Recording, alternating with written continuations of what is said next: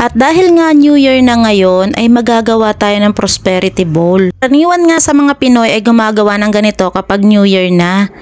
Dahil ang sabi nga nila ay swerte daw ito. So lang mga mare, first time ko lang itong gagawin dahil wala namang mawawala kung susubukan natin. Malay mo nga naman kung yung manifestation ko ay magkatotoo na. At tara, samahan nyo akong gumawa ng prosperity bowl. Nga sana akong glass na bowl dito kaya lang hindi nagkasya yung 12 egg kaya naman pinalitan ko ng ibang bowl. Totoo lang mga mare, itong itlog na to ay kinuha ko pa sa aming mga inahin sa likod. Kung ang inilagay diyan ay yung bulak sa ilalim ng bigas para nga simbolo ng magaang pamumuhay, sinunod ko nga itong bigas at ang itlog. Ang bigas naman ay nagre-represent ng karangyaan at kalusugan sa buhay kaya naman isinunod ko nang inilagay itong 12 itlog. Nga ito ng 12 buwan sa loob ng isang taon. Ay na rin ako dito ng 12 money candy na nagre-represent daw ng sweetness para sa karelasyon, pamilya at mga kaibigan. Lagay din pala tayo dito ng coins sa gilid, pwede ring 5 or 10 depende sa inyo pero ang napili ko is 20 pesos. Represent nga daw ito ng overflowing success sa buhay. Pala ako ng 12 dahon ng laurel sa paligid para magsisilbing manifestation natin sa ating buhay. Lagay na rin ako ng bilog na prutas sa gitna na simbolo nga ng pera. Kahit anong prutas na bilog ay pwede nyong ilagay. Wala nga akong ribbon pula, itinali ko na lang sa gomang pula yung mga paper bills at inilagay ko na rin sa bawat gilid. Mga papel na pera ay nagsisimbolo nga ng kasaganaan natin sa kaperahan ngayong taong 2024. Naman talagang i-manifest na natin yung ating goal ngayong 2024 kaya sama-sama tayong gumawa ng prosperity bowl. Perasong paper bills nagre-represent nga daw ng 7 araw sa loob ng isang linggo. Ito na nga siya, tapos na natin gawin ang prosperity bowl. Nakalas ko ang inilagay ay yung ampaw na may laman din na pera.